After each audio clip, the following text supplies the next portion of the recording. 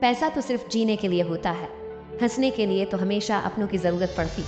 Number 2, मतलबी होना इंसान की फितरत हिस्सा है, क्योंकि बारिश रुकने के बाद चटड़ी भी बोझ लगने लगती। नंबर 3, टेंशन उतनी ही लो कि जितने में काम हो जाए, इतनी नहीं कि ज़िंदगी ही तमाम हो जाए। नंबर 4, घड़ी का वक्त ठीक करने वाले बहुत मिल जाते हैं, लेकिन ज़िंदगी का वक्त तुम्हें खुद ही बेहतर करना होता है। नंबर 5, जवानी के लालच में बचपन गया और अब कामयाबी के लालच में जवानी जा रही। नंबर 6, अजीब दुनिया, जब चलना नहीं आता था तब कोई करने नहीं देता था, और अब जब चलना सीख लिया तो हर कोई गिराने में लगा है। नंबर 7, डिग्रीज तो तालीम के अखराजात की रसीद है, इल्म वही है जो किरदार से झलकता हो। नंबर 8, हमारी तहजीब का ये आलम है कि रोज़ाना लाखों अच्छे जुमले बोले और लिखे जाते हैं, लेकिन पजीराई सिर्फ बढ़ गया को मिली।